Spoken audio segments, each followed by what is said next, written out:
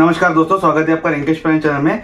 दोस्तों, जो हमारा सीरीज चालू है फार्मेसी एंड मेडिकल टर्मिनोलॉजी, उसमें आज हम लोग एक और टर्म के बारे में समझने वाले हैं जिसका नाम है elixir.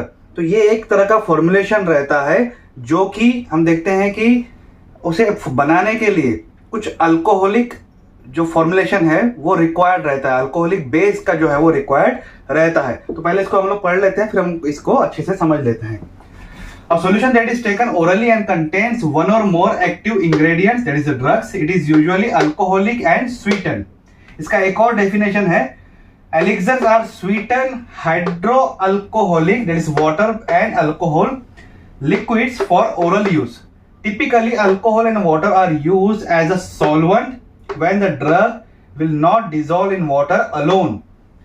In addition to active drug, they usually contain the flavoring and coloring agents to improve the patient's acceptance या फिर compliance जिसे हम लोग कह सकते हैं। This combination medication is used to temporarily relieve the symptoms caused by the common cold, flu, allergy or other breathing illness, sinusitis और bronchitis। ये जो फॉर्मुलेशन बनाया जाता है उसमें मेन जो पर्पस रहता है, जो ड्रग्स का मिक्स किया जाता है वो है एंटी हिस्टामाइन और डीकंजेस्टेंट। तो जो वाटरी आय रहती है, आंखों में से पानी आ जाना, इची आय, हम देखते हैं कि नाक वगैरह, जो एलर्जी से रिलेटेड जो सिम्टम्स रहते हैं या फिर जो सर्दी वगैरह से सिम्टम्स रहते हैं, गला बंद हो जाता है, सांस नहीं ले पाते हैं, तो ये डीकंजेस्शन का भी काम करता है। It relieve the stuff nose and the ear congestion symptoms and anti histamine, that is watery eye, itchy eye, nose, throat, runny nose, sneezy. कुछ ऐसी दवाइयां रहती हैं हमारे फार्मास्यूटिकल इंडस्ट्री में जो कि पानी में पूरी तरीके से घुलती नहीं हैं और उनको अल्कोहलिक बेस की रिक्वायर्ड रहती है उन्हें मिक्स करने के लिए।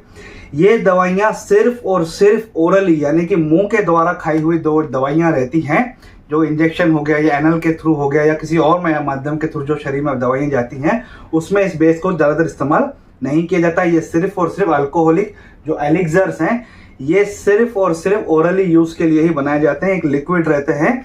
आपने अगर देखा होगा कि जो बेनाड्रिल कफ सिरप है उसमें भी आप कंटेंट एक बार आप देख लीजिए और उसका जो ट्रांसपेरेंसी है उसको आप देख लीजिए। अब ये अल्कोहल डाल दिया, एक से ज्यादा जो इंग्रेडिएंट्स रहते हैं, एक दो इंग्रेडिएंट्स रहते हैं जिनको बेस चाहिए रहता है अल्कोहल मिक्स होने के लिए। अब अल्कोहल अगर आ जाएगा तो अल्कोहल का टेस्ट जो रहता है कड़वा रहता है। ज़्यादातर हम देखते हैं बच्चों में जो सर्दी से रिलेटेड तकलीफ रहती है उनमें लोअर डोजेस में ऐसी दवाइयां जो है दी जाती हैं और बड़ों में भी इसकी दवाइयां दी जाती हैं। अभी तो ओटीसी मेडिसिन भी अवेलेबल है, ओटीसी एलिक्सर्स भी अवेलेबल है, जो कि बेनाड्रिल मैंने आपको एक उदाहरण दिया।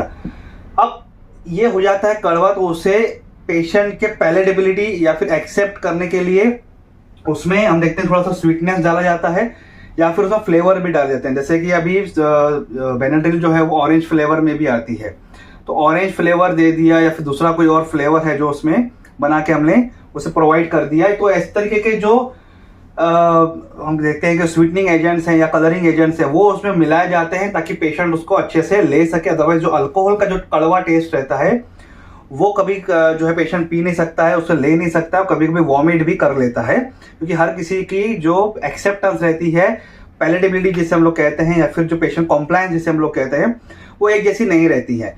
तो उससे एक्सेप्ट करवाने के लिए इस तरीके के एडिशनल प्रोडक्ट जो है उसमें डाले जाते हैं, जिसमें हम देखते हैं कि आपने कोई कंटेंट देखे कोई भी दवाई का, उसमें दवाइयाँ दिखाई जाती हैं, उसमें फिर कलरिंग एजेंट, स्वीटनिंग एजेंट और फिर क्वांटिटी सेटिस्फैक्शन के लिए एक लिक्विड जो है वो बेस जो है बनाया जाता है।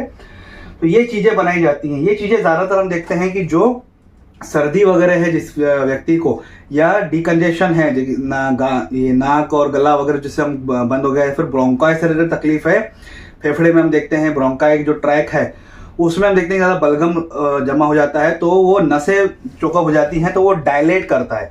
और अल्कोहल का भी एक जो कम मात्रा में अगर अल्कोहल दिया जाता है किसी व्यक्ति को तो वो डायलेशन का काम जो है वो करता है। तो ये भी एक बेनिफिट है अल्कोहलिक बेस का, एलिक्सर का, कि जिसको हम देखते हैं कि इस कॉम्बिनेशन को इस्तेमाल किया जाता है एंटी हिस्टामाइन और डीकंजेस्टेंट के लिए बच्चों में भी और बड़ों में भी।